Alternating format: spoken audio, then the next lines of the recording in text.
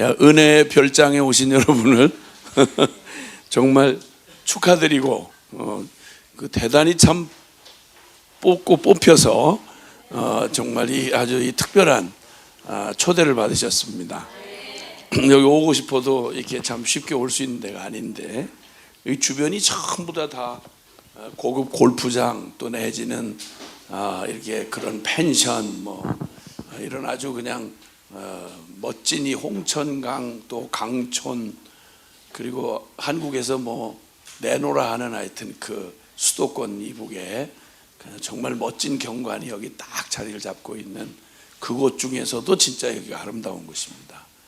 그런 곳에 하나님이 처음으로 이렇게 은혜 그레이스 센터라고 이름하는 이런 그 별장을 준비해 놓으시고, 정말 이곳에 또 이러한 또 아름다운 곳을 마련한 분들의 그런 기도, 간절한 기도, 이곳에서 늘 찬양과 기도가 또 끊이지 않고 이곳에서 많은 분들이 하나님의 은혜를 경험하는 그런 것이 됐으면 좋겠다 하는 마음을 가지고 진짜 온 마음을 기울여서 보시면 알지만 구석구석 아주 진짜 정성이 정말 구석구석 묻어있는 그런 곳입니다. 그리고 또 복음 때문에 여러분을 무슨 여기 숙박업 해가지고 돈을 벌어서 잘 살겠다고 하는 분이 여기 와서 섬기는 게 아니고, 진짜 조건 없이 주님의 사랑을 받았기에 또 꼭 이 은혜가 필요하신 분들에게 하나님 그런 우리의 섬김을 통해서 그분들이 정말 주님의 위로와 새 힘과 또 주님의 그 열정의 그 사랑을 가슴에 받고, 인생이 그냥 있는 대로 통째로 뒤집어지고, 그리고 아주 정말 정말 잘 태어났구나, 세상이 아무리 더럽고 정말 추접하고 절망스럽고 어두워도 이게 은혜를 받고 하나님의 눈길을 이렇게 보기 시작하면 진짜 아름다운 세상입니다. 감동이 그냥 묻어나는 하나님의 손길이 구석구석 그 절망 속에서 그 소망을 꽃을 피워내시는 그 하나님의 손길, 그리고 너덜너덜 깨지고 또 박살난 그런 완전히 와해된 그런 개인의 심령과 가정과 그리고 교회를 하나님의 그 포기하지 않는 사랑으로 그 회복해 가시는 그런 하나님의 손길을 보는 건 천하의 무슨 예술 작품을 다 갖다 이렇게 모아놓은 거하고도, 무슨 감동의 드라마 그런 영화를 다 갖다 놔서 감동을 주는 것하고도 비교할 수 없는 정말 너무너무 아름다운 것들. 그래서 거기서 참 그 무엇보다도 이 세상을 이처럼 사랑하셔서 그 소망 없고 우리 자신도 우리를 포기했는데, 그런데 내가 내 인생을 포기했는데 나를 포기하지 않으시는 그런 분, 그 하나님의 사랑이 이 역사를 끝내지 않으시고 끝까지 하나님의 그 오랜 시간 동안에 그런 참 모든 걸 다 동원해서 한 사람의 이렇게 인생을 정말 상상할 수도 없는 그런 아름다운 인생으로 빚어내시는 그런 하나님의 손길이 이 구석구석 묻어있는 게 바로 세상입니다. 그래서 세상은 악한 것만 있는 게 아니고 하나님의 관점으로, 은혜의 관점으로 바라보면 그렇게 아름다워요. 그렇게 아름다워요. 정말 아름다워요. 그래서 절대 그냥 눈으로 보이는 화려하게 채색해 놓고 페인트 칠하고 그 다음에 꾸며놓고 눈요기 하도록 만들어놓은 화려함, 거짓된 화려함하고는 비교할 수 없는 진짜 아름다움이 가득 찬 세상입니다. 그래서 아름답습니다. 하나님의 사랑이 있어서 아름답고, 하나님의 새로운 창조가 있어서 아름답고, 용서가 있어서 아름답고, 회복이 있어서 아름답습니다. 아멘. 그래서 성경에도 보면 고린도 후서에 있는 말씀인데요, 찾지 마세요. 찾지 마시고요, 제가 찾으라 할 때만 찾으시고, 빨리 찾지도 못하면서 자꾸 찾으면 내가 기다려야 된단 말이에요. 그러니까 그러지 마시고, 고린도 후서에 보면 그런 말씀이 있어요. 하나님이 하시는 일 가운데 그런즉 누구든지 그리스도 안에 있으면 새로운 피조물이라. 이전 것은 지나갔으니 보라 새 것이 되었도다. 그러니까 전혀 다른 차원의 새 것. 그냥 이렇게 같은 물건인데 더럽혀진 걸 조금 깨끗이 닦아서 좀 지저분해 보이던 게 좀 깨끗해 보이는 정도의, 본질은 바뀐 게 없는데 겉만 조금 때 빼고 광낸, 이렇게 된 걸 새롭게 했다, 이런 말의 의미가 아니고요. 새로운 피조물이라고 말하는 건 완전한 질 자체가 완전히 바뀐 거죠. 육에서 영으로 바뀌고, 정말 저주에서 축복으로 바뀌고, 잠시 것에서 영원으로 바뀌는, 그러니까 완전한 새로운 창조. 그래서 새 피조물이라고 이렇게 말합니다. 그건 우리 전능하신 하나님, 영원하신 하나님에게서만 있을 수 있는 일이에요. 그러니까 우리는 어떤 절망에서도, 그리고 어떤 추하고 악한, 정말 차라리 눈 뜨고 볼 수 없는 이러한 기가 막힌 그 어둠 가운데서도 우리는 마저 마침표를 찍지 않고, 우리는 또 하나의 기대를 걸 수 있는 건 하나님의 한 수가 남아있기 때문입니다. 신의 한 수가 남아있기 때문입니다. 할렐루야. 우리 인생에도 마찬가지예요. 우리 삶에도 좋은 날이라고 할 게 아무것도 과거를 지금까지 가지고 있었고, 할 수 있는 한 모든 노력을 다했어도 찾아와 주지 않던 행운. 그러니까 나 인생은, 난 너무 각박해요, 난 틀렸어요, 내게 무슨 희망이 있어요, 이렇게 말을 할 때 그게 다 사실이라고 해도 거기다 마침표를 찍으면 안 돼요. 왜냐하면 하나님의 한 수가 남아있는 거예요. 하나님의 한 수. 그래서 오늘 기쁜 소식, 복음의 기쁜 소식을 얘기하면서 바로 그런즉 누구든지 그리스도 안에 있으면 새로운 피조물이 될 수 있고 되었다. 이전 것은 지나갔으니 보라 새 것이 되었도다. 그 바로 전절에는 우리는 심지어 예수님조차도 성경을 대하면서도 우리는 꼭 육체대로 알았다. 예수님을 육체로 알았다는 거예요. 그 어마어마한 예수님에 관한 얘기를 그렇게 엄청난 비밀을 들려줘도 못 알아들어요. 육에 속한 사람은 하나님의 성령의 일을 받지 아니하나니 저에게는 미련하게 보이고 깨닫지도 못한다. 그러니까 이놈의 눈이 바뀌질 않으니까, 그러니까 그냥 계속 그냥 그 수준으로밖에 안 보이는 거예요. 육적인 수준밖에 안 보이니까 그와는 비교할 수 없는 영적인 수준의 일을 감히 상상도 못하고 꿈도 못 꾸는 거죠. 그래서 심지어는 예수님도 육체대로 알았다는 거예요. 그러나 이제는 우리가 그리스도 안에서 이 놀라운 영의 눈이 띄어지면 이제는 예수님뿐만 아니라 모든 사람, 아무 희망이 보이지 않는 죄인들만 우글우글하고 그냥 서로 보면 짜증나는 그러한 사람들 속에서도 우리는 절대 사람들을 이전처럼 육체로 알지 아니하노라.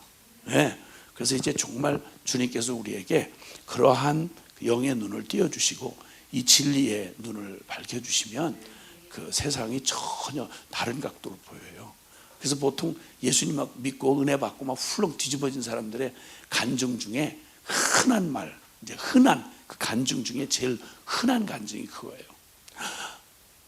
전혀 진짜 은혜를 받았는데요, 그냥 세상에 다 새롭게 보여요. 저 혼자 은혜 받은 것처럼 또 막 훌쩍거리고 코를 풀고 막 이러면서 지저분해 죽겠어. 하여튼 은혜를 받고는 그냥 막 그러고 막 자기가 완전히, 아니 그 나무인데 새롭게 보이는 거예요. 그 새소리 그냥 새소리인데 그냥 전혀 처음 듣는 것 같은 거죠. 성경 마냥 지겹게 듣고 은혜가 지독하게 안 되던 성경인데 막 전부 자기한테 하시는 말씀 같다는 거야. 그리고 막 이런 건 아무도 못 느껴봤을 거라는 거야. 하여튼 진짜 부담되는 사람이에요. 우리 모두가 다 그런 경험이 있다고요. 저만 그런 게 아니라 지가 지금 제일 늦게 지금 그러고 나서 그런 소리를 한단 말이에요.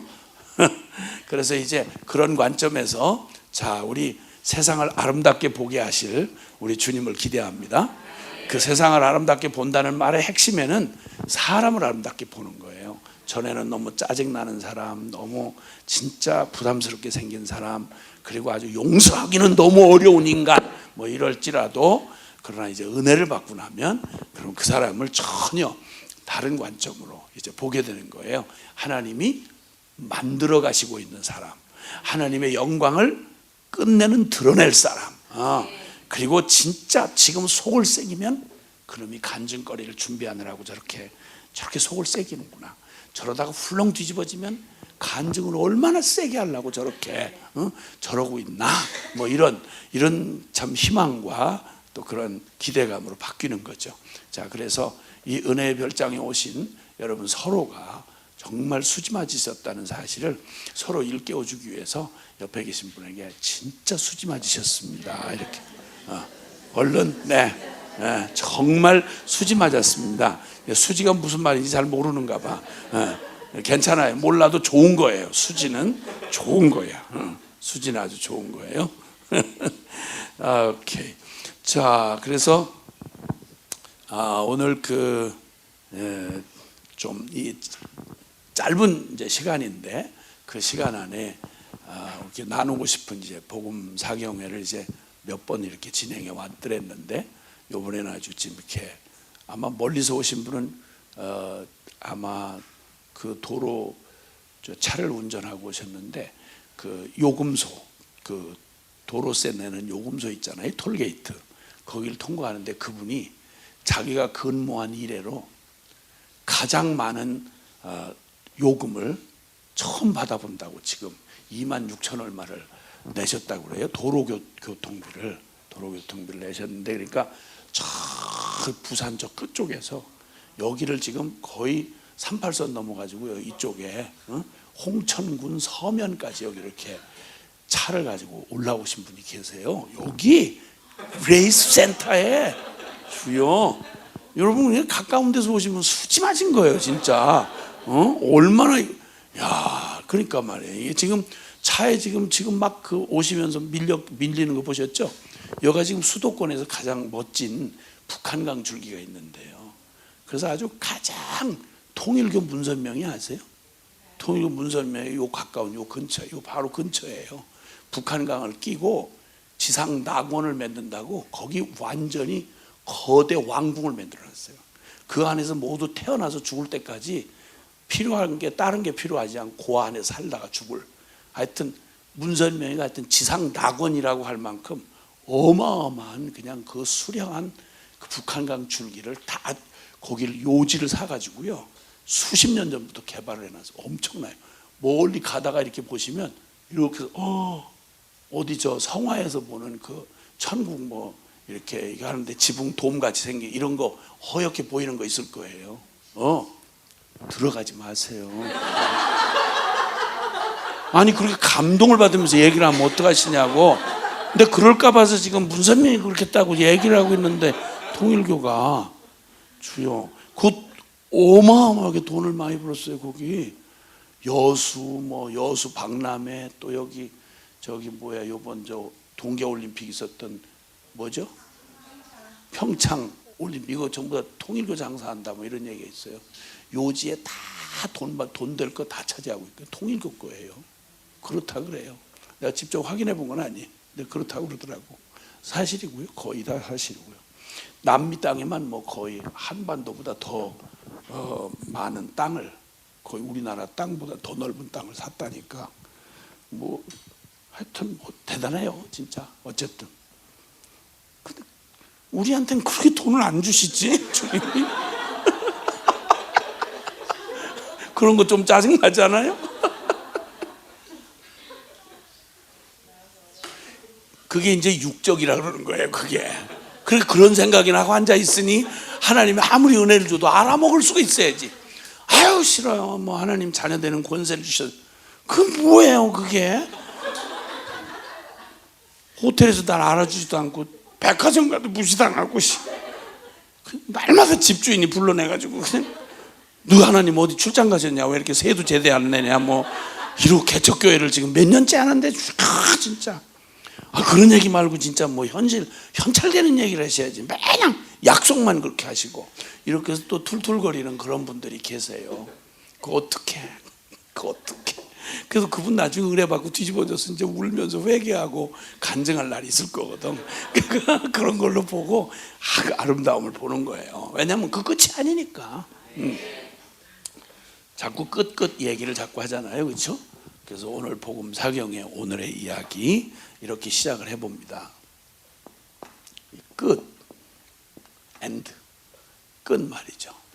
모든 것은 우리가 맞이하고 우리가 부딪혀오는 우리의 삶에 부딪힌 모든 것들은 반드시 끝이 있습니다. 우리 언젠가는 이 그레이스 센터에서 이렇게 호강하면서 여기서 이렇게 참 멋진 시간을 보내지만 그러나 반드시 여러분 떠나셔야 돼요. 나 계속 있을래요. 이렇게 하면 안 돼요. 여기는 힘들어서 여러분 못 섬겨요. 그러니까 끝나면 가셔야 돼요. 내일 11시에는 가셔야 되는 거예요. 끝이 있어요.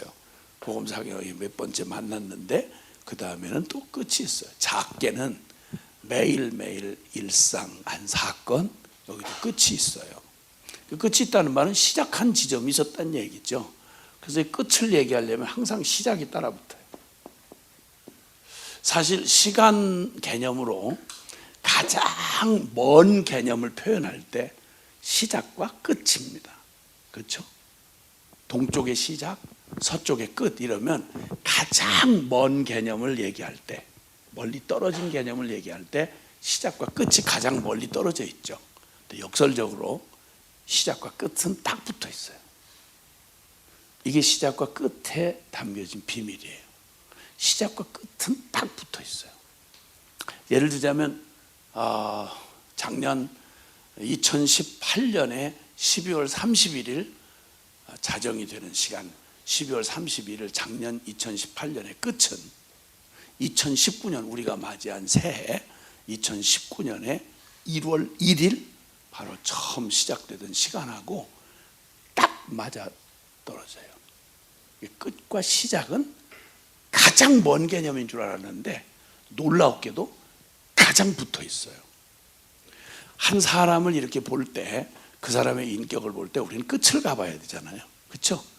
한때 뭐 그렇게 막 인기 있고 그렇게 존경받고 그렇게 대단할 것 같던 사람의 진짜 진면목은 언제 나타나냐면 끝에 나타나요. 끝을 봐야 되는 거예요. 근데 그 끝을 가볼 때 비로소 우리는 그가 감추어지고 위장됐던 그 사람의 진짜 시작의 동기를 알 수 있는 거예요. 끝을 가봐야 뭐 처음에는 뭐 다 죽을 것 같이 막 온 생명을 다 내줄 것처럼 그렇게 사랑한다 뭐한다 이러다가 결국 끝에 가보면 돈 때문에, 정욕 때문에, 그리고 결국은 이런저런 이유로 그 좋고 뭐 채색하고 위장하고 꾸미고 명분 쌓고 했던 모든 얘기는 그 끝에 가서 드러나게 되는데, 그때 가서야 비로소 이 사람의 진짜 처음 시작하는 가장 깊은 동기가 끝에 가서 갑자기 이렇게 된 게 아니고 끝을 가봐야 그 사람의 시작을 진짜 알 수 있는 거예요. 그래서 시작과 끝은 딱 다 있는 거예요. 이걸 영적인 말로 얘기하면 하나님의 관계에 대해서도 우리는 막 직분 때문에, 신학 때문에, 뭐 체험 때문에, 뭐 그 사람 봉사하는 것 때문에 막 왜 저 사람 대단한 사람이다, 굉장한 사람이다, 하나님 정말 열렬하게 사랑하는가 보다 이러지만 우리는 너무 충격적인 얘기들 많이 듣잖아요. 한때 그렇게 잘하던 사람이, 한때 그렇게 순수했던 것 같던 사람이 결국 끝에 돌이킬 많은 기회를 주어도 돌이키지 않고 끝으로 드러난 그의 모습이 얼마나 가증하고 정말 부정직하고 얼마나 사악했는지, 온 사회 정의를 떠들고 온 정의와 평등을 주장하던 놈이 오늘날 보니까 별의별 짓을 다 해쳐먹었어. 뭐 이런 놈이 다 있나? 그냥 아주 역겨워서 그냥 토할 만큼 멋있게 그렇게 완벽하게 사람들을 속이고 정죄하고 판단하고 막 흔들던 놈이 어느 날 까놓고 보니까 그놈 모든 짓이 그 쓰레기가 다 그놈 안에 있었다는 거예요. 그 끝을 가서 보니까 와, 그 저놈의 처음 그 기가 막히고 멋진 말을 했던 그놈의 시작이, 그 근본이 뭐에 있었는지가 딱 드러날 때 우리는 악하고 시작과 끝의 비밀, 이 시작과 끝이라고 하는 개념에 숨겨진 비밀, 끝을 보면 시작을 알고 그 시작은 반드시 끝을 통해서 결론 날 수밖에 없다는 사실을 우리가 알게 되는 거죠. 그래서 이 시작과 끝이 가지고 있는 아주 중요한 그 비밀은, 이 시작과 끝을 이렇게 맞닿을 때, 이게 맞닿아 버리면 그러면 거기서 우리는 진짜 그 속에 반드시, 그 속에 정말 진실, 진짜가 뭐냐, 이 참 진짜, 진짜가 뭐냐, 그 다음에 본질이 무엇이었느냐, 그 사건의 본질을 알려고 하면 끝과 시작을 같이 딱 맞닥뜨려 봐야 그래야 그 본질이 드러나는 거예요. 과정 중에는 속임이 가능해요. 아직 결론이 안 났기 때문에, 끝이 아직 안 왔기 때문에 저거 어떻게 되려는지 알 수가 없는 거예요. 저 진짜? 정말? 저거 사실이야? 진짜일까? 여전히 의구심이 남는 거예요. 그래서 미혹과 혼돈은 항상, 이 미혹과 혼돈은 과정에만 존재해요. 과정에만. 이건 과정에만 존재해요. 끝이 난 경우에는 더 이상 혼돈하거나 미혹할 수가 없어요. 끝이 드러났기 때문에, 결말이 났기 때문에 속임 없어요. 주님의 심판날이 오면 그때 가서는 더 이상 미혹이나 뭐 이단이나 뭐 무슨 뭐나 뭐 서로 옳다 그러다 이런 혼돈과 미혹이 있을 수가 없어요. 결론 나지 않은 마음에 항상 속임이 작동을 하는 거예요. 진리의 결론을 내리지 않는 신앙생활, 그러면 영적 생활을 해도요 항상 혼돈이 있어요. 그러니까 막 설득력 있고 막 뒤집어질 만큼 막 충격적인 영적인 현상이 일어나고 이러면 그냥 항상 뭔가 배우러 다니고 뭔가 뭐 체험하러 다니는데 결국 진리에는 이르지 못하더라. 이 디모데후서 3장 7절에 있는 말씀이죠. 항상 배우나 진리에는 이르지 못하더라 라고 하는 말이에요. 그러니까 헛수고하는 거죠. 계속 헛수고. 나사 이렇게 조이다 보면 어느 한계에서 삑 하고 나사가 이렇게 뭐 돌았다고 그러죠. 그러면 아무리 조이려고 해도 돌려봤자 소용없어요. 그냥 한참 갈 때는 잠기는 것 같아요. 들어가는 것 같은데 마지막 순간에 휙 하고 돌기 시작해버리면 못 쓰는 나사가 되는 거예요. 마찬가지로 우리의 삶에서도 하나님은 이 만물 안에도, 그리고 우리의 개인의 삶 속에도 이 시작과 끝 안에 아주 이렇게 중요한 비밀을 담아 놓으셨어요. 그래서 이때 비로소 우리는 진짜 보아야 할 진짜 본질, 그리고 생명이 그대로 드러납니다. 복음을 가지고 복음을 만났고 복음을 들었다는 건 일생일 때 최고의 축복을 받은 거예요. 아멘. 네, 저는 복음이 있는지조차 꿈도 못 꿔보고 들어보지도 못했던 그런 안모태 출신이었어요. 이게 얼마나 큰 차이인지를 사람들은 어렸을 때부터 이걸 막 지겹도록 듣고 자란 모태신앙들의 경우는 감격이 없어. 감격이 없고, 나는 진짜 교회 모르는 집에 태어났으면 좋을 뻔했다, 뭐 이런 생각을 많이 하는 거예요. 왜냐하면 엄마가 계속 쪼아붙이니까. 기도해라, 성경 읽어라, 교회 가자, 뭐 계속 그러고 막 하나님 막 보이지도 않는 하나님 이름 가지고 막 공갈 협박을 하니까 너무 무섭기도 하고, 막 지옥 간다고 그러고 막 천국 간다고 그러고 막 이러니까 너무 힘들어하고, 그래서 막 예수 믿는 걸 그냥 진짜 너무 고통스러워. 자기 일생에 가장 고통스러운 무거운 짐으로 생각하는 그런 모태신앙들이 너무 많더라고요. 한번 복음 없는 절망을 한번 끝을 봐야 되는데, 그래서 난 우리 아이들이 다 모태신앙이거든요. 5 아이들이. 그 애들이 자랄 때 조금 엄하게 컸죠. 왜냐하면 우리가 너무 복음 없는 삶을 비참하게 살아왔던 과거가 있기 때문에 우리 자식들만큼은 아니야, 그래서 한번 그냥 그 어쩌다가 애들도 다 죄인이니까 선교사 자식도 죄인이잖아요. 그냥 그러니까 막 저들끼리 무슨 공산당하고 싸운 것도 아니고 저끼리 저 형제 남매 오빠 동생 이렇게 끼리 자라면서 그냥 그런 거 있잖아요. 너무 막 믿고 짜증나고 막 이러잖아. 그리고 막 이제 이러니까 그래서 그랬다가 한번 화가 나서 한번 그냥 욕을 한번 이렇게 한 거죠. 이래가지고 이게 발각이 나가지고 하여튼 지금도 트라우마가 될 정도로 하여튼 무섭게 입술을 찢어버리는 이런 시연을 해가지고 직접 지지기까지는 안 했지만 지지기 바로 직전까지 막 거의 고문 상태로 한번 가가지고 다시는 아무리 화가 나도 욕은 못해요. 욕을 할 수가 없어. 그런 오만파의 교훈을 받고 자라나다 보니까 얘들은 묵상 안 하면 학교는 아이야 우리 애들은 묵상 안 했다 바빠서 피곤해서 못했다 이러면 일단 학교를 그만둬야 돼요. 학교를 가는 일은 절대 어떤 타협도 불가능해요. 묵상 안 했으면 그냥 지각을 하고 가서 맞든지 아니면 결석을 하든지 상관없어요. 하여튼 그래서 아주 C급을 해가지고 어떻게 하든지 묵상을 하는 흉내를 내야 되는데 그 중에 아주 그 날라리 같은 막내 놈이 하나가 그럼 묵상 이제 검사를 한단 말이에요. 저 엄마가 가끔 묵상 검사를 하는데 묵상이 한결같아요. 다윗 같은 사람이 되어야 되겠다. 이게 묵상 전부예요. 가룟유다처럼은 되지 말아야 되겠다.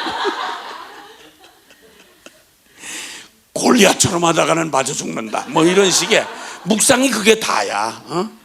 그냥 그걸 막 한 달, 두 달씩 이렇게 써놓은 그걸 묵상이라고 그래도 그렇게라도 했어야 됐어요.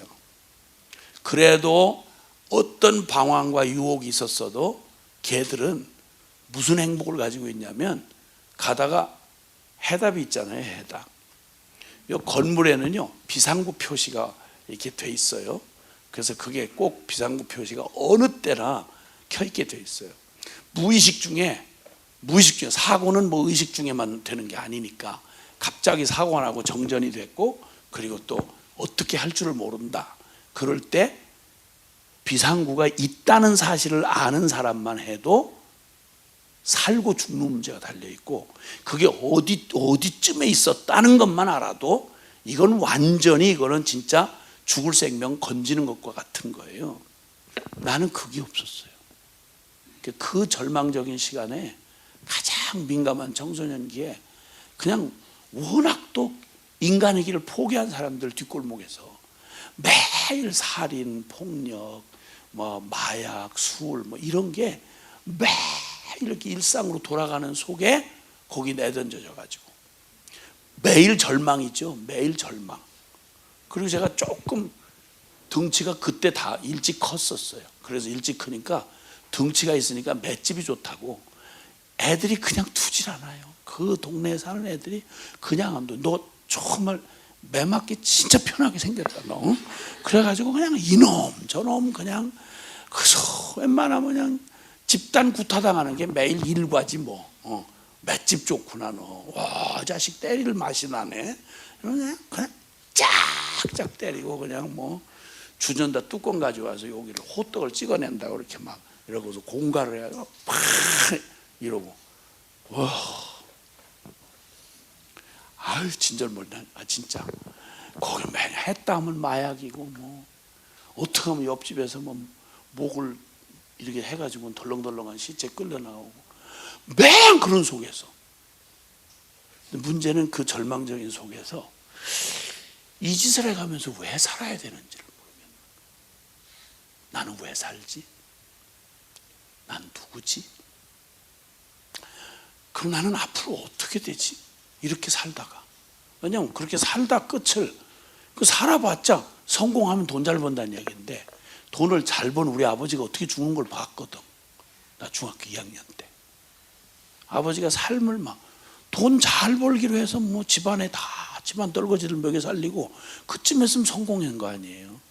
거기다 술에다 여자에다가 뭐 쾌락에다가 재산에다가 뭐 유명 인사들 마냥 아니 그럼 뭐 아니 세상에서 뭐 더 얻는 게 뭐 없잖아.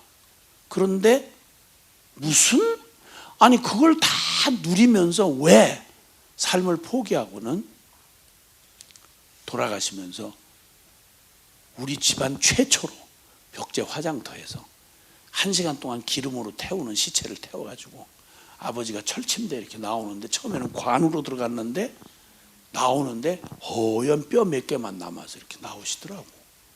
그리고는 그걸 뭐 하다가 사람인데 우리 아버지 무서웠어요. 정말 우리 아버지 발자국 소리만 들으면 막 우리 어머니는 생으로 배탈이 나 설사가 날 정도로 그렇게 무서운 아버지였어요. 밤새도록 아버지가 그냥 뭐 밤새도록 술 취해가지고 오셔가지고는 뭐 되지도 않는 말을 그냥 묻고 또 묻고 묻고 또 묻고 그러다 또 만약 불평스럽게 대답했다 이러면 그냥 뭐 다 난장판 나는 거야. 막 유리창 그냥 나가고 막 그냥 못이 백인 그 나무로 그냥 막 자식도 때리고 뭐 난리를 치니까 아버지가 그러니까 어떤 때는 총으로 이렇게 진짜 사냥하는 총이 우리 집에 있었거든요. 총으로 실타를 이렇게 해가지고 이마에다 딱 이렇게 겨눠가지고 아버지가 공산당이 아니고 아버지가 어떻게 했어? 이마에다가 진짜 총 쏘는 총 가지고 총알을 이렇게 넣어가지고 너한테 이렇게 이마에다 이렇게 딱 총구를 대고 우리 같이 죽자 이렇게 하면 느낌이 어떻겠어요? 기절할 것 같지. 정말 고마워. 정말 맞아. 정말 기절할 것 같아. 그러니까 총구 매달려 아버지가 그러니까 적 같으면 죽기 살기로 막 찔러 죽이든지 이렇게 하고 싸움이라도 해볼 거 아니야. 아버지는 어떻게 해? 꼼짝없이 그것도 술 취신 분 맨정신이 아니고 술김에 뭐 이 세상은 허무하고 뭐 이상한 뭐 이러면서 나는 허무한지 안 한지 살아봐야 알지 내가 어떻게 아냐고. 근데 막 그걸 가지고 이렇게 해서 피를 말리고 새벽 4시까지 그래. 그리고 다 술이 깰 때까지 그런 다음에 완전히 뻗어서 마음껏 주무시는 거야. 우리는 넋이 나가가지고 살았다는 느낌이 안 들어요. 그런 아버지가 중학교 2학년 때 돌아가시고 나 교복 입고 그 화장터에서 그 스산한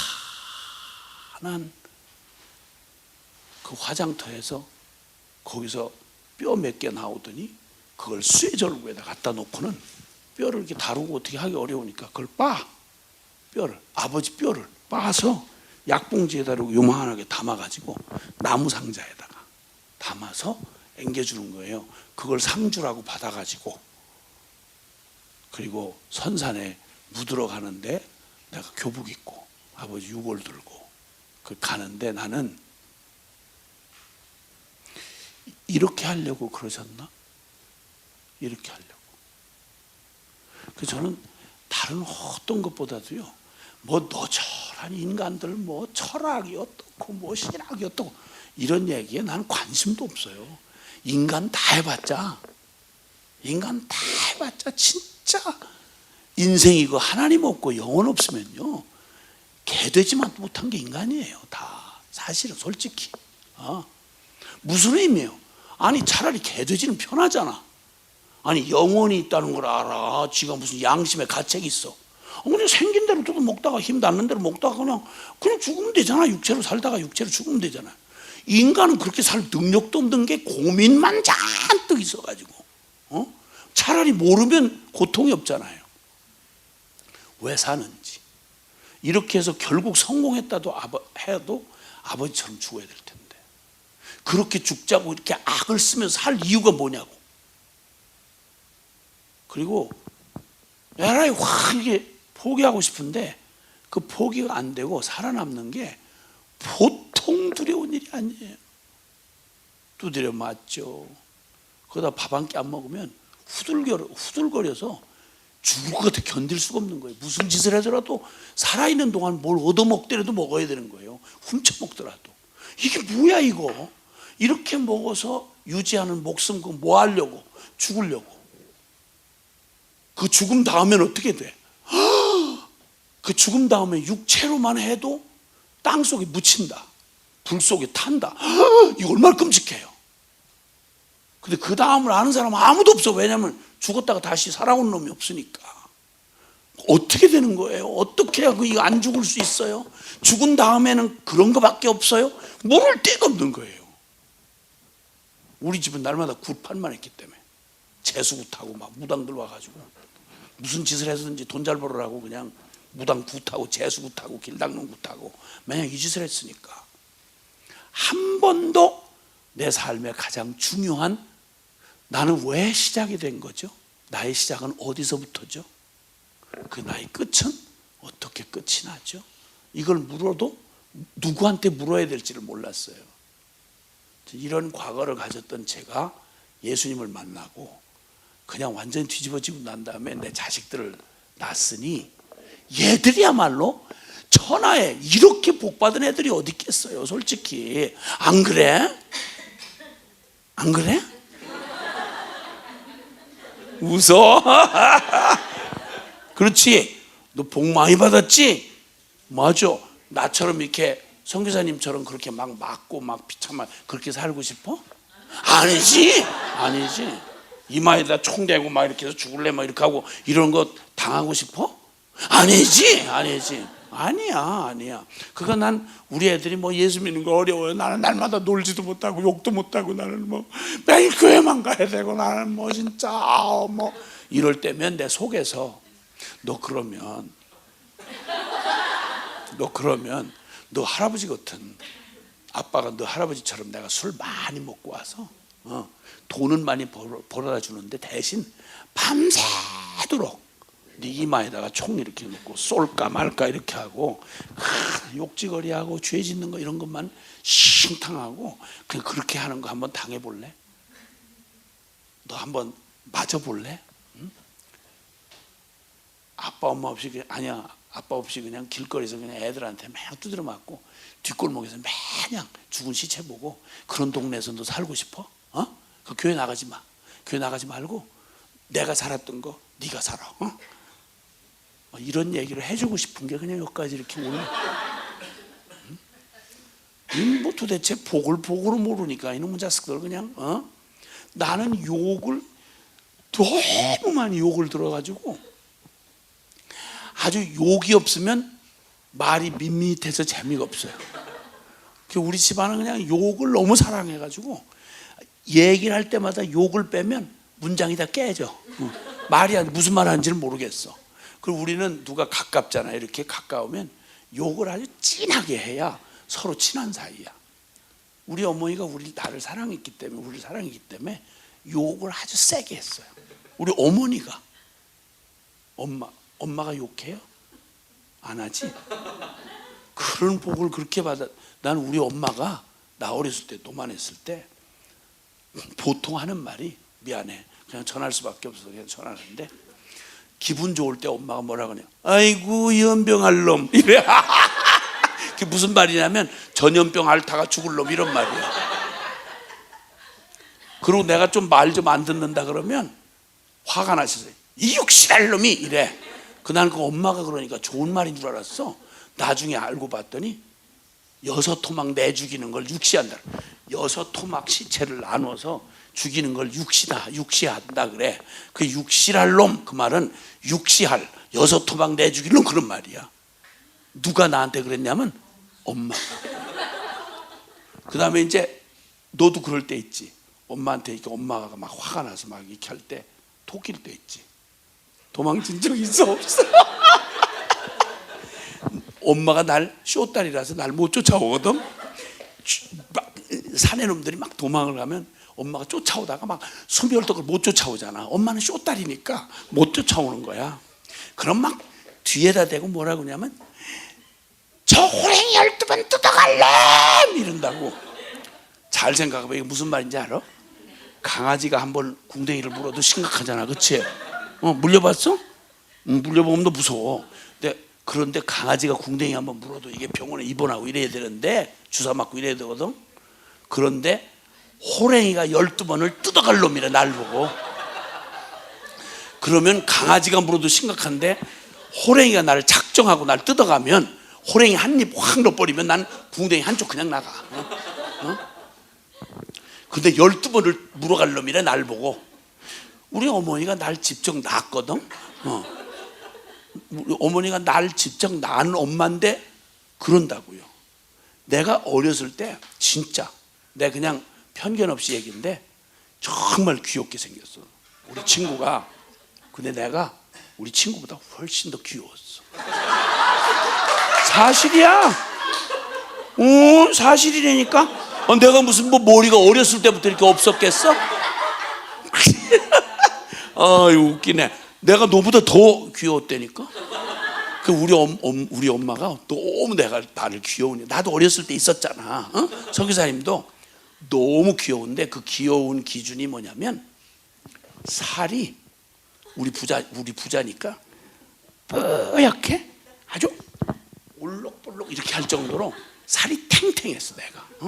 우리 엄마가 손가락으로 이렇게 누르면 손가락이 툭 튀어나올 정도로 그렇게 탱글탱글하게 내가 이뻤대. 너무 귀여운 거지. 그럼 딴 사람들한테도 귀여운데 우리 엄마한테 얼마나 귀엽겠어. 그러면 귀여우면 애기들 귀여우면 말이야 막 꼬집어주고 싶잖아. 너무 귀여우니까 그냥 그냥 앙앙 물어주고 싶잖아. 나도 고통을 많이 당했어. 걸핏하면 이 짐승 같은 사람들이 와서 나를 이쁘다고 그냥 이렇게 막 물고 이래가지고. 근데 우리 엄마가 나한테 나 어렸을 때 너무 귀여워서 어떻게 할 수가 없을 때 아이고 망할 놈의 새끼가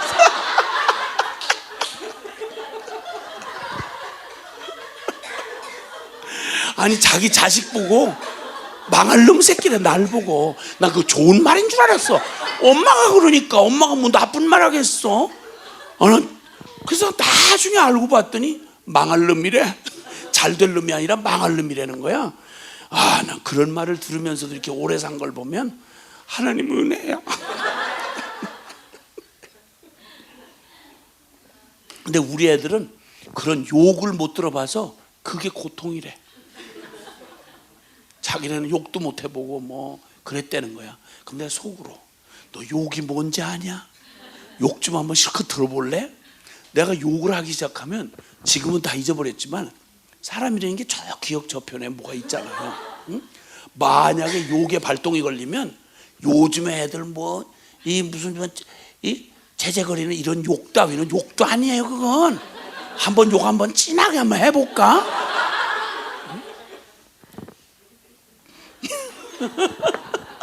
아니 무슨 얘기하다가 지금 이렇게 여기까지 간 거예요 이게? 막내 왜 막내가 어떻게 묵상 안 하면 절대 학교 못 간다 뭐 이런 식이었죠. 뭐 그런 얘기 했었어요. 맞아. 그렇게 행복한 집안에 살면서도 그게 무슨 고통인 것처럼 생각하는 모태신앙들 얘기하다가 내가 그랬어. 대답 모르는 인생의 끝을 모르고 사는 사람들의 비참함. 예수님도 모르고 그리고 아무런 영원한 소망도 없이 그저 태어나서 먹고 마시고 시집가고 장가가고 사고 팔고 이게 다 인생인 줄 알고 몇 년까지 그러다 몇 살까지 그렇게 될까요? 이제 우리 젊은이들은 뭐 한참 시간이 남은 것처럼 그러지만 아니요. 대학 나오면 곧바로 나오기도 전에 군대에서 그냥 얼른 와라 하고 군대 끌고 가. 그 군대 가서 뭐 한 2년 이렇게 하고 나오면 그 다음 나이가 벌써 20대 중반이 휙 넘어. 그러면 이제는 취업 때문에 정신 못 차려요. 그럼 취업하면 뭐 기다렸다는 듯이 월급 주는 줄 알아? 공짜로 월급 안 줘요. 세상에 공짜는 절대 없어. 죽을 때까지 월급 그냥 안 줘요. 죽을 때까지 밥벌이 하다가 왜 이렇게 살아야 되는지 물어볼 겨를도 없이 그렇게 하고 그냥 인생 끝장나는 거야. 이걸 아버지도 그러다 죽고 자식도 그러다 죽고 엄마도 그러다 죽고 딸도 그러다 죽고 매냥 그 가운데도 좋은 날이라기보다는 그냥 서로 사랑할 능력이 없으니까 계속 상처받고 상처 주고 이러다가 그냥 끝나는 인생을 왜 태어나가지고 이게 다라면 이게 다일 수가 없어요. 내가 없다가 태어난 날이 있는 것처럼 시작이 있었던 것처럼 내 끝은 또 다른 시작이야. 끝은 항상 시작과 딱 붙어 있다고 그랬어요. 내가 이 땅의 삶이 끝나는 순간 내 생각에는 아무것도 없었으면 좋겠지만 영원한 삶이 시작이 딱 내 인생의 끝과 영원히 시작이 딱 붙어 있단 말이에요. 그러므로 이 시작과 끝을 통해서 우리는 시작과 끝을 통해서 진짜 거기서 보게 되는 게 정말 우리가 혼돈하고 혹시 뭐 이런 생각 저런 생각 뭐 이런 철학 이런 지식 이러고 살다가 혼돈된 채로 그냥 지 나름대로 그냥 뭐 인생은 이런 거야 그러면서 막 나름대로 살다가 끝에 가서 비로소 내 삶의 끝을 갈 때 비로소 나는 진짜 만나야 할 진짜 참된 시작이 거기에 딱 붙어 있고 그리고 내가 살아온 내 삶의 본질이 그대로 속임없이 드러나게 돼 있어요. 그 얘기를 좀 하려고 한다는 말이에요. 복음 안에서 복음이 보여주는 이 끝과 시작에 관한 얘기 기대되시나요? 아멘. 네, 아멘. 자, 우리 역대상 우리 한번 같이 보시겠습니다. 역대상 12장 구약 성경입니다. 역대상 12장 역대상 12장 찾으셨으면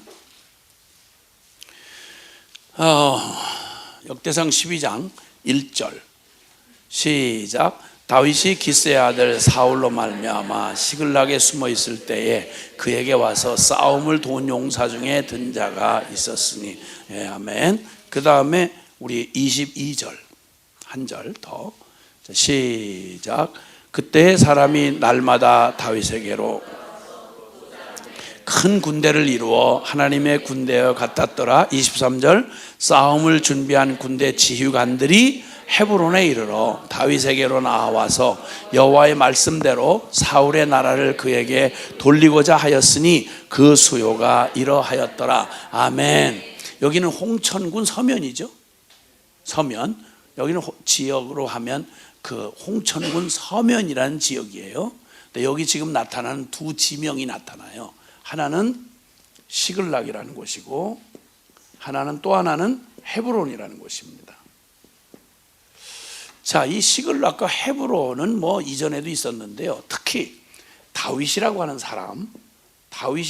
사람과 연관되어서 아주 중요한 의미, 이 끝과 시작에 대한 진리를 드러내 주는데 쓰임 받은 지명입니다. 그래서 오늘 그 얘기를 좀 나누려고 하는데요. 사실 이 얘기를 하면서 우리는 이 시글락 그러면 이 시글락이라고 하는 지명인데요. 시글락이라는 곳은 다윗에게 있어서 시글락이라고 하는 곳을 생각하고 떠올리면 진퇴양난 무슨 말씀인지 아시죠? 앞으로 갈 수도 없고 뒤로 갈 수도 없고 앞에는 홍해바다고 뒤에는 애굽의 군대고 뭐 이런 식이에요. 그러니까 하늘로 솟을 수도 없고 땅으로 꺼질 수도 없고 이거 큰일 났구나. 난 이제 끝장이구나. 끝이구나 라고 하는 말을 할 때 우리는 그 상황에 놓여 있을 때 진퇴양난이다. 앞으로도 못 나가고 뒤로도 못 나가서 양쪽 모두의 난을 당했다 이런 말이죠. 자, 그 다음에 불가항력.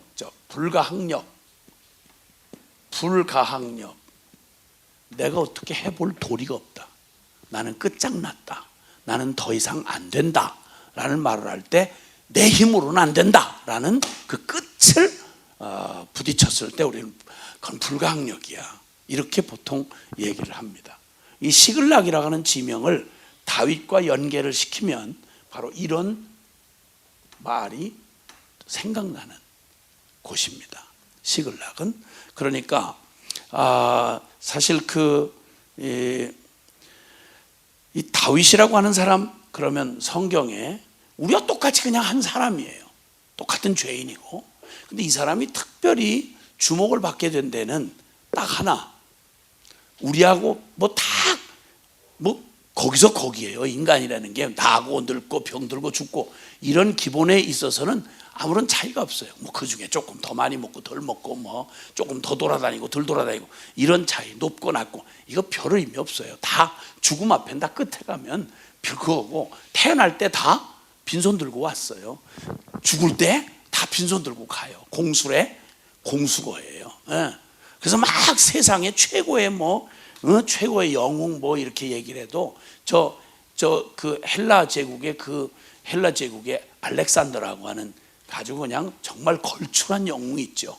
야, 우리 인생하고는 비교할 수가 없을 만큼 땅을 우리는 지금 한 평도 못 갖고 있는데, 그 친구는 그 당시에 헬라 제국이 얼만큼 했냐면, 지금 예를 들자면 저 유럽의 끝에서부터 시작해서 북아프리카 이렇게 가지고 그때 당시 세상 전부라고 알려져 있던 인도의 북부까지 어마어마한 고대의 제국 중에 가장 넓은 땅을 가장 짧은 시간 안에 정복하고 제패했던 바로 영웅이었죠. 알렉산더라는 사람이, 알렉산더 대제가.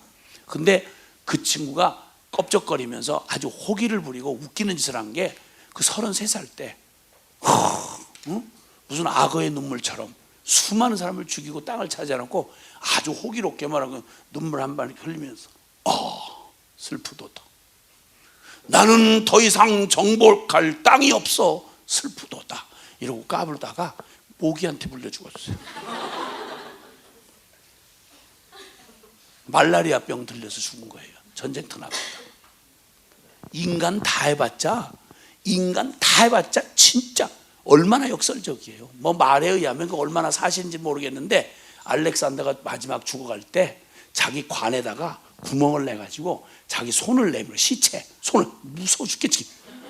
아니 그냥 관만 봐도 무서운데 거기 죽은 사람 손이 덜렁덜렁 이렇게 하고 관에 이러면 꿈에 나타날까 무섭잖아. 왜 그렇게 하게 했는가? 알렉산더 얻은 거 하나도 없다는 거예요. 빈손으로 왔다가 이제 온 땅을 다 정복한 알렉산더 대제로서 죽었지만, 죽고 나니 나 관에 묻힌 하나의 숨 떨어진 송장에 불과하다. 이거 보고 깨달아라 이 말이. 이거 보고 깨달아라. 관 밖으로 손을 내놓고 그렇게 장사 지내달라 부탁을 했다 그래요. 어차피 인생은 빈손으로 왔다가 빈손으로 가는 거야. 이 말을 웅변적으로 외치고 싶었던 거죠. 어쨌든 그런데 사람 다 해봐야 그놈이 그놈인데, 다윗은 그렇게 한때 잠깐 쓰임받았다가 그냥 명멸해간 그런 인간이 아니고, 다윗의 생애를 특별하게 보여주는 건 뭐냐면, 하나님이 그 삶에 개입하시거든요. 하나님께 답이 떨어졌어요. 마이크도 약 떨어지면 한숨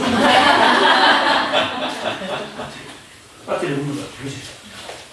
있어요. 없지. 괜찮아. 자, 뒤에 들리시죠? 네. 그래서 어쨌든 그러니까 다윗의 생애가 다른 사람들과 특하게 부러지게 보이는 이유는 딱 하나예요. 그것은 그의 삶을 하나님이 개입하시고 하나님이 그 삶을 사용하시기 때문에 특별한 거예요. 네. 근데 그 다윗의 생애가 여러분 아시는 대로 왜 그 하나님이 그를 개입해서 그가 특별한 인생이 됐다라는 말, 그 말은 우리도 똑같이 우리도 제2, 제3의 다윗일 수 있는 거예요. 다윗 이 사람 잠깐 보면 불행한 사람이었어요. 다윗이 그 이스라엘 나라 중에서 유다 지파의 이세라고 하는 아버지의 아들이었는데, 형제만 아들을 잘 낳는 집이라서 7형제가 있었어요. 그 중에 막내로 태어났어요. 막내야? 응? 외동아들이야? 그러니까 첫아들이면서 막내네. 두 가지를 나갔다 있네. 거기도 막내지? 막내야. 막내 같아. 막내 놈들은 진짜 귀엽기만 하지 마. 말 잘 들을 거지? 오케이. 감사해. 어쨌든 근데 다윗이 막내예요. 다윗이 막내야. 근데 귀엽게 사랑받는 막내가 아니라 버림받았어. 형아들이 너무 잘생긴 거야. 엘리야베라는 그 큰 형은 그 나이 차이 엄청나지. 거의 아저씨지. 형이 아니라 아저씨야. 우리 아들 큰아들하고 막내 아들 차이가 13살이거든요.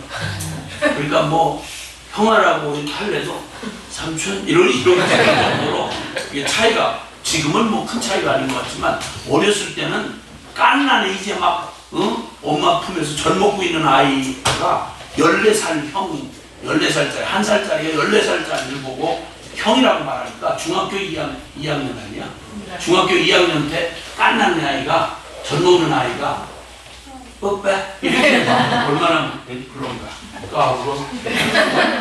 근데 이 다윗이 그랬는데, 하여튼 간단히 말하자면 그 가정, 워낙 육체적으로 뛰어나고 잘난 그 형아들이 줄줄이 이렇게 있었어요.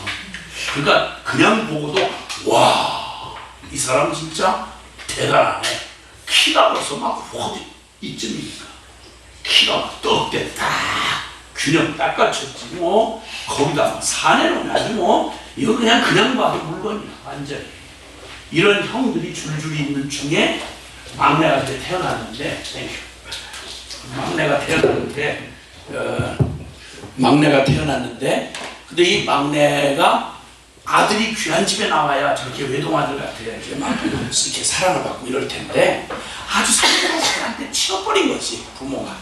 애들이, 남자애들이 너무 바글바글하고 잘 씻지도 않고 말도 안 듣고 막 이러니까 막내 녀석은 거의 막 귀찮은 거지 뭐. 그래가지고는 아야, 뭐 말로 하자면 부모가 거의 기억도 잘 안 하는 이런 친구였고, 그리고 형아들이 귀하게 생각을 안 해. 그럼 귀찮은 거야. 그런데다가 그 집이 모태신앙 집안이에요. 모태신앙 집안이라서 성경이 유명한 그 주인공들 있잖아요. 그 사람들이 다들 자기들 직계 조상이에요.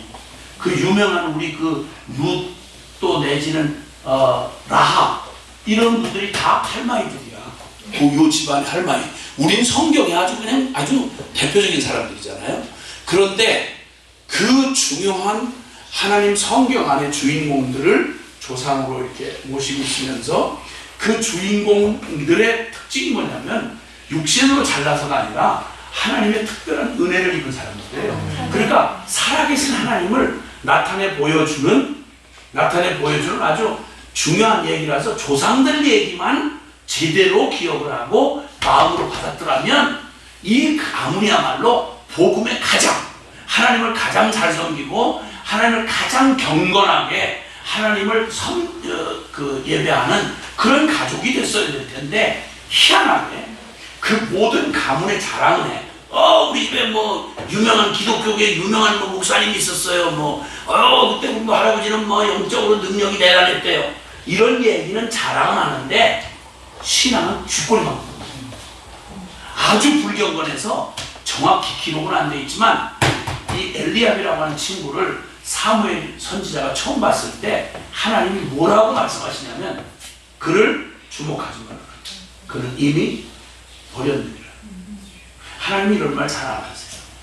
근데 이놈이 워낙 육체적으로 잘생겼고, 그리고 워낙 인기가 있다 보니까 뭐 영적이다, 뭐 하나님이다, 뭐 천국이다, 뭐 심판, 이런 얘기를 코미디처럼 여기는 거야. 아예 무시해버리는 거예요. 얼마나 폐역하고 하나님 앞에 아주 악독한 놈이었는지, 신앙은 없는 정도가 아니라 하나님을 완전히 무시하는, 하나님이 이미 버렸다고 말하는 이런 자가 가장 정통 모태신앙 영웅의 집안의 신앙 가문 자체가 자식 놈들이 다 그래요. 그 위에 6 형들이 다 하나님하고는 요만큼도 상관없어요. 아주 불경건한 자식들로 가득 차 있는 거예요. 그런데 다윗이 조만한 나이에, 이름이 뭐지? 내가 자꾸만 이름을 모르니까 그런 거야. 이름이 뭐예요? 다윗이야? 아니요. 그럼 하우진이요. 하우진. 우진이 이름의 뜻이 뭐라고 생각해? 뭐라고 알려주셨어? 이름 뜻이 뭐죠? 크게 떨칠. 크게 떨친다. 그럼 다윗 같은, 그러니까 크게 그 이름을 떨치는 사람이네. 아멘. 와, 그만한 나이 때 형아들은 얘기하고 하나님 얘기하고 뭐 이러면 그냥 뭐 픽픽대고 막 비아냥거리고 가서 뭐 활 잘 쏘고 뭐 전쟁 잘하고 멋있는 사람들 막 놀고 싶어 이런 것만 잘하지 기도하자 아 싫어요. 성경 얘기를 듣자 아 진짜 짜증나. 영적인 얘기는 이만큼도 관심이 없어요. 영적인 얘기는. 그런데 희한하게도 그 엄청난 얘기를 들으면서 전부 하나님에 관한 기적 얘기잖아. 기적. 성경의 라합 얘기 여호수아서거든요. 여호수아서 그 얘기 스토리라고요. 그러면 거기야말로 자기 조상들이 경험했던 가장 살아계신 하나님의 증거가 너무도 생생하게 자기들 가족 안에서 일어난 일이니까. 그러니까 어린 다윗이 이걸 들으면서 형들은 픽픽거리고 조롱하고 비웃고 관심이 없는데 그런데 그렇습니다. 관심이 없는데 제가 너무 크게 얘기를 해서 네. 네. 예. 오케이. 그런데 어린 다윗은 이게 영적인 거니까 나이는 어린데 와. 야. 그 가나안 땅 정복하러 들어갔던 얘기 들으면서 막 어린 가슴에 막 가슴이 떨리고 야 우리 하나님 진짜 대단하시다. 그리고 거기서 구원받은 라합 할머니 얘기를 들으니까 우와 진짜야. 저 정말 저 믿음 갖는 게 진짜 최고야. 하나님 살아계시고 하나님 모든 것을 다 다스리신 분이니까 어릴 때 하나님이 진짜로 믿어지는 거예요. 근데 형들은 똑같이 설교를 듣고 똑같이 성경 조상들 얘기를 듣는데 이것들은 전부 다 육적인 거라 영적인 말을 말귀를 못 알아듣는 거예요. 똑똑한데 정말 영적으로 등신 같은 놈들만이에요. 밥만 많이 먹고 그걸 못 알아듣는 거야.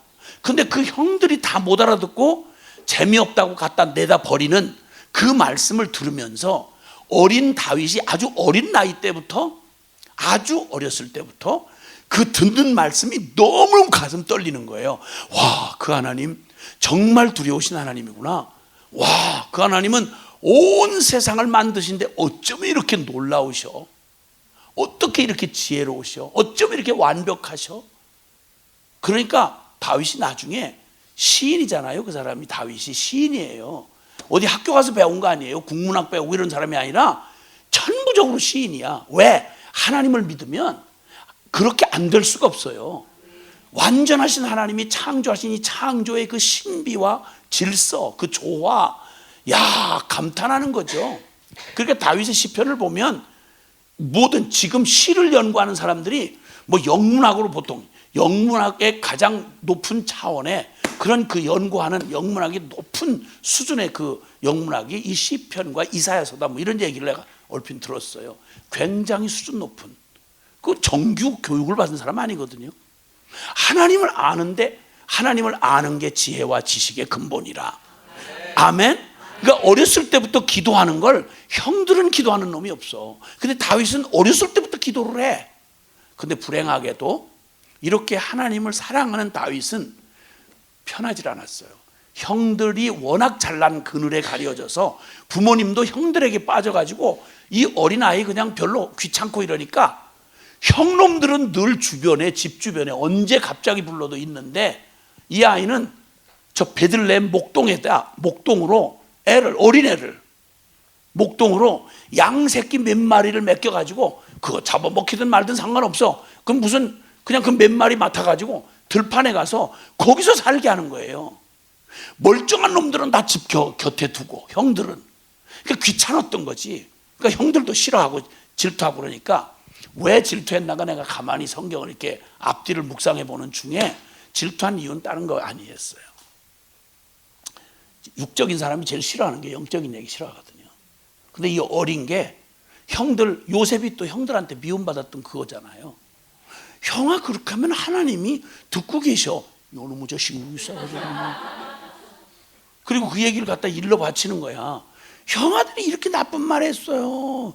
거짓말하고 싸웠어요. 도둑질했어요. 이렇게 하고 그 배운 대로 아버지한테 일러 바치니까 그냥 죽이려고 미워가지고 시기질투라고 나중에는 형들이 팔아먹었잖아요. 요셉을.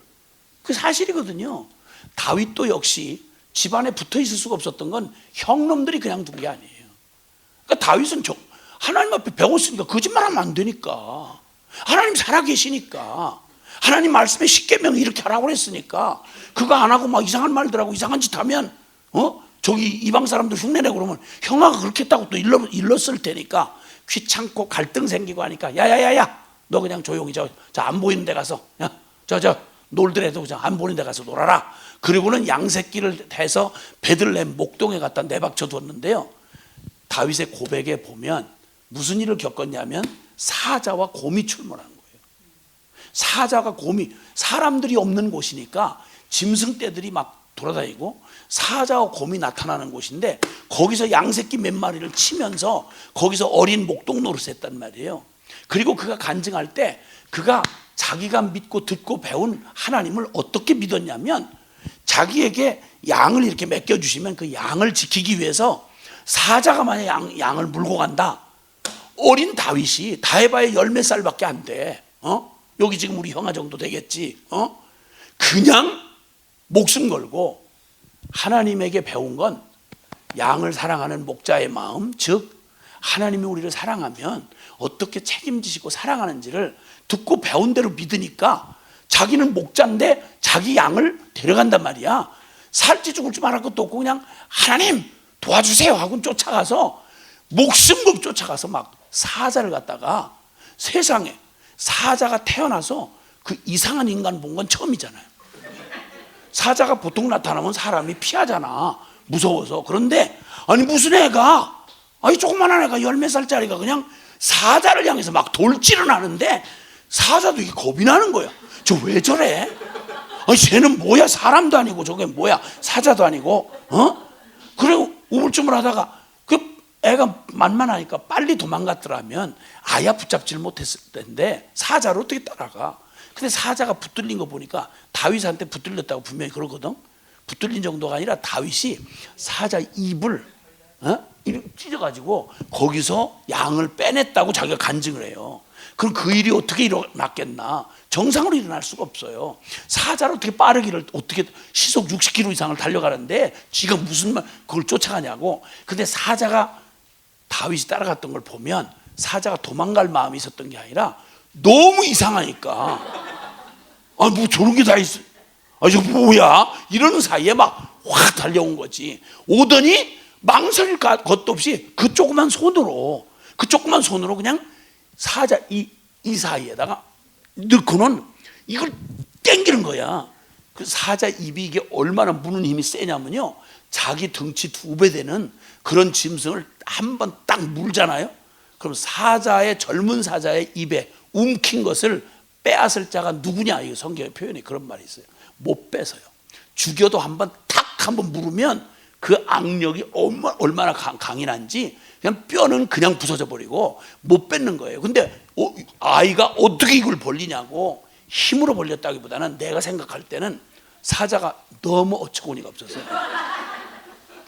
얘가 지금 내 입에다 넣고 뭘 어떻게 하겠다는 거야 이러고 너무 기가 막혀 이럴 때 막 확 당겨버리냐. 그래서 턱뼈가 쑥 빠진 거지 이렇게. 그래가지고 건졌지 않았나 이렇게 내가 짐작을 해요. 이렇게 다윗은 어렸을 때 은혜 받은 말씀 들은 걸 그대로 믿었어. 그리고 그 하나님을 따라갔어. 그게 집안에서 미움을 당한 거예요. 여러분 믿음 생활 제대로 못하면 누가 건들지도 않아요. 저하고 비슷하니까. 같이 세상에서 죄 짓고 사시면 그럼 세상 사람 건들질 않아요. 왜냐하면 같은 동족이니까. 근데 거기서 예수 똑바로 믿는다고 이러기 시작하면 그때부터 이방인 취급받고, 그리고 세상에서만 미움받는 게 아니에요. 교회에서 미움받아요. 교회에서 예수 믿는다고 하는데 신앙은 없는 것들이 진짜 믿는 사람 보면 양심이 자꾸 찔리고 거슬리는 거야. 그러니까 야 니만 믿냐? 너만 믿음 좋아? 너만 복음 알아? 이러니까 그냥 핍박을 당하는 거예요. 그러니까 집에서 다윗이 다른 데서 어려움을 당한 게 아니라 집에서 핍박을 당했어요. 그러니까 베들레헴에 그냥 들판에 버려졌던 거고. 그런데 주님이 거기다가 엎친 데 덮친 격으로 다윗에게 주님이 기름 부으시는데, 기름 부은다는 말은 즉위식을 했다 이 말이에요. 옛날에 기름 붓는 종류의 사람, 하나님이 세우는 사람들에게 이런 기름을 갖다 이렇게 붓거든요. 이렇게 기름을 이렇게 붓는데, 그 기름을 붓는 대상이 누구냐면 왕, 선지자, 그 다음에 제사장, 요 부류의 사람들에게만 기름을 부어요. 근데 다윗이 대략 한 16살, 16살밖에 안 되는 그때 갑자기 사무엘이 와가지고 형들을 쭉 늘어 세웠는데, 하나님이 기름 부을 바자가 누군가 했는데 당연히 첫째인 줄 알았지. 주님이 너 사람의 외모와 신장을 보지 말아라. 나 여호와는 사람의 중심을 보느니라. 근데 저 엘리압은 내가 이미 버렸느니라.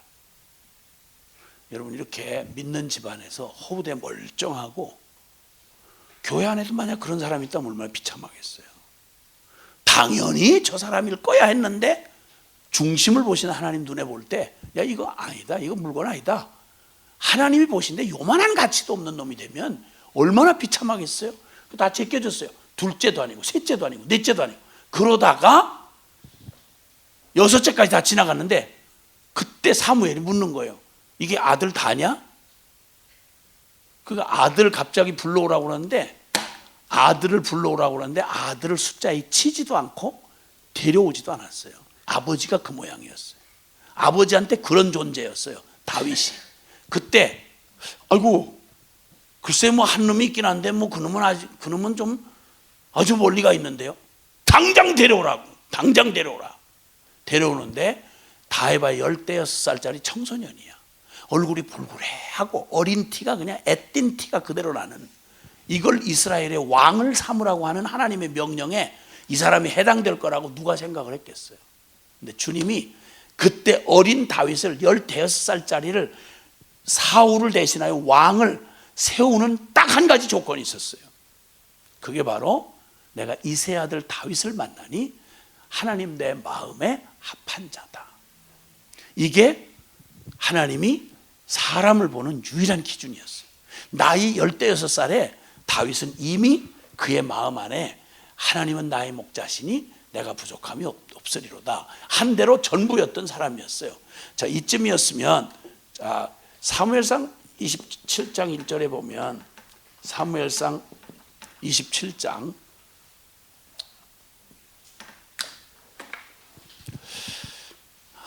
사무엘상 27장 1절에 보면,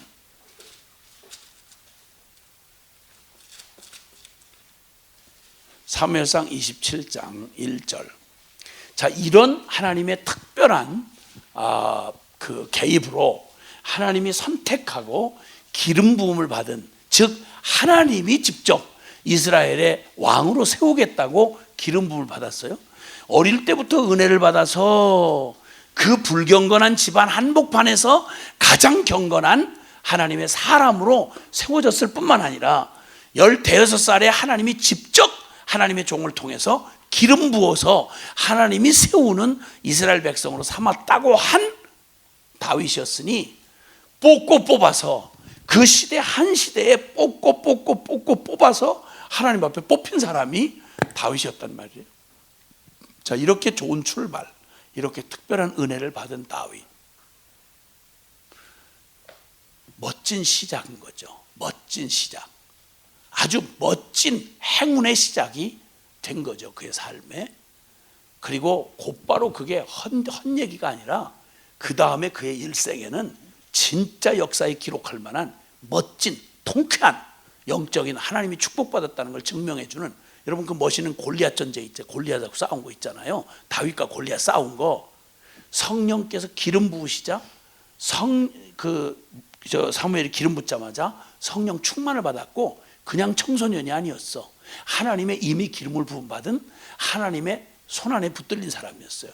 그게 그대로 실력으로 나타나서 전쟁터에 질질 매고 앉아있는 이스라엘을 위해서 군인도 아닌데 심부름 같던 소년이 그냥 쩔쩔 매고 있는 골리앗 앞에 나가서 믿음으로 그냥 골리앗을 한 방에 그냥 깨트려버리는, 그냥 진짜 모든 사람들이 의학하고 놀랄 만큼 아주 멋진 출발을 한 다윗이었어요. 자, 그런데 세월이 한참 흘러가고 왕을 시킨다고 기름을 부은 이후에 다윗은 왕은 그만둬 놓고 왕에게 맞아 죽을 운명이 된 거예요. 거꾸로. 그 놀랍게 우리로 말하면 복음의 엄청난 은혜를 받고 뒤집어졌어. 그리고 와, 하나님이 함께하는 체험도 내가 했어. 그리고 멋진 시작을 했어. 내가 무슨 시험 들 일 있겠어? 내가 어디 가서 흔들리겠어? 라고 하는데, 지금 읽어야 할 말씀에 보면 어느 지경까지 왔는지를 한번 보시는 거예요. 자, 사무엘상 27장. 이런 다윗이, 자 시작. 다윗이 그 마음에 생각하기를 내가 후일에는 사울의 손에 붙잡히리니 블레셋 사람들의 땅으로 피하여 들어가는 것이 좋으리로다. 사울이 이스라엘 온 영토 내에서 다시 나를 찾다가 단념하리니 내가 그의 손에서 벗어나리라 하고. 아멘.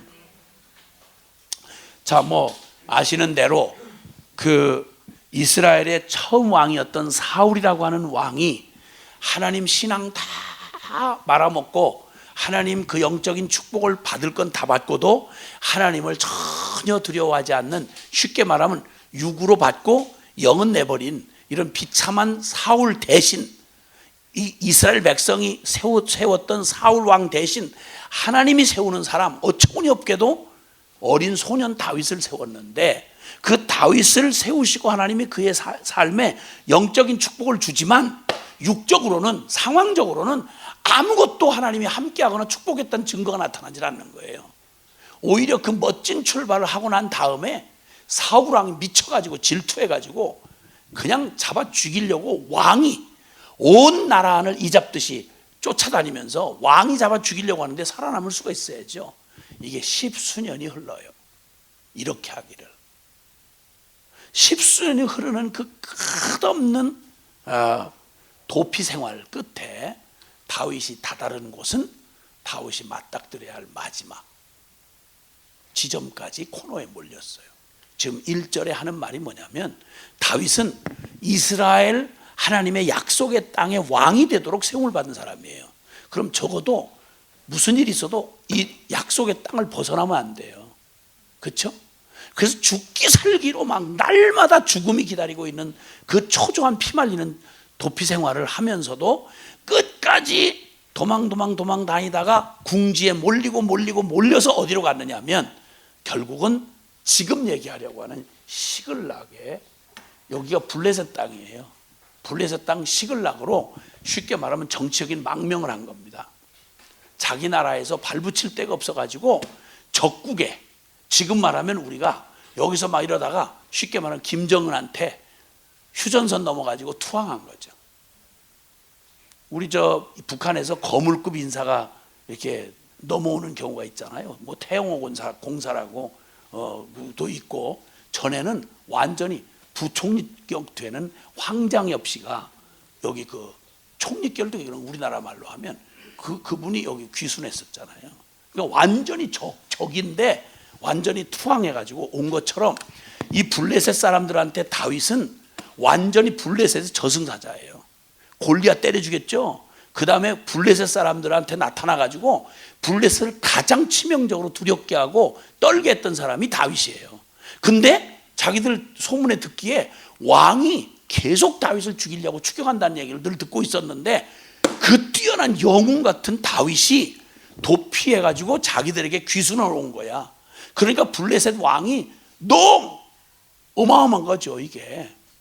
이렇게 해서 결국 그가 이 적국인 블레셋 땅으로 도피한 이 사건, 이것이 바로 다윗의 한계를 보여주는, 다윗의 인간적 다윗의 한계를 보여주는 그 상황이었습니다. 하다가 더는 갈 데가 없는 거예요. 자, 끝없는 도피 생활, 끝없는 도피, 그리고 이제는 날마다 죽음이 자기를 위협하고, 이제 버티다가 십수년이 지나는 동안에 더는 못 기다릴 만큼 몸도 지치고 마음도 지쳤습니다. 자, 이 영웅 다윗이 가다가 몸도 지치고 마음도 지치고, 결국 그는 결코 이 멋진 신앙의 영웅에게 이렇게 멋진 복음의 승리자가 이런 일이 다 있을 수 있겠어? 라고 하는 인간 다윗의 한계 상황이 드러난 게 바로 결국은 못 버티고 약속의 땅을 벗어납니다. 약속의 땅을 탈출합니다. 하나님을 믿는 사람에게 있어서 약속을 벗어난다는 말은 거의 죽음을 얘기하는 거죠. 자, 다윗의 이런 영웅 같은 다윗의 삶에 이런 날이 올 거라고 누가 생각했겠습니까? 그 처음 주님의 첫사랑과 복음에 엄청난 도전을 받고 그 충격을 받았던 사람들 중에 누가 내가 이런 날이 올 거라고 생각한 사람 누가 있겠어요? 근데 놀랍게도 이렇게 멋진 출발을 한 사람들에게도 인간적인 한계가 드러나는 끝, 바로 시글락 같은 상황이 주어질 수 있다는 걸 우리가 아는 게 중요합니다. 그래서 끝은 우리에게는 끝이에요. 근데 인간의 한계에 부딪히도록 하나님이 허락하시는 것은 이 비밀 속에 들어있는 끝과 시작이 딱 붙어 있고 그 지점에서 드러나는 놀라운 본질, 복음의 본질, 그 생명, 놀라운 축복을 받는 이 마지막 절망의 한계 상황이 정말 다른 때에는 볼 수 없었던 가장 그때만 볼 수 있는 기가 막힌 본질, 진짜, 그리고 핵심, 이걸 얻게 되는 정말 기적의 순간이 되는 겁니다. 복음은 역설적이게도 십자가는 완전한 절망과 죽음을 말해요. 그런데 십자가를 통과하지 않고는 부활을 절대 경험할 수가 없습니다. 아멘. 그래서 복음은 절대 학문으로 접근할 수가 없어요. 학문은 약간의 도움은 될 수 있지만 그 복음이 내 안에 진정 복음이 되기 위해서는 생략할 수 없는 이 시글락의 은혜가 각 사람에게 있는 거예요. 그래요? 나 그래서 진짜 나 은혜를 많이 받는 거 두려웠는데 괜히 왔나 봐. 좀 정신 차릴 기회를 좀 드리겠습니다. 잠깐 휴식을 잠깐 하고 좀 안내해 주시고 잠깐 좀 숨 좀 돌리시고.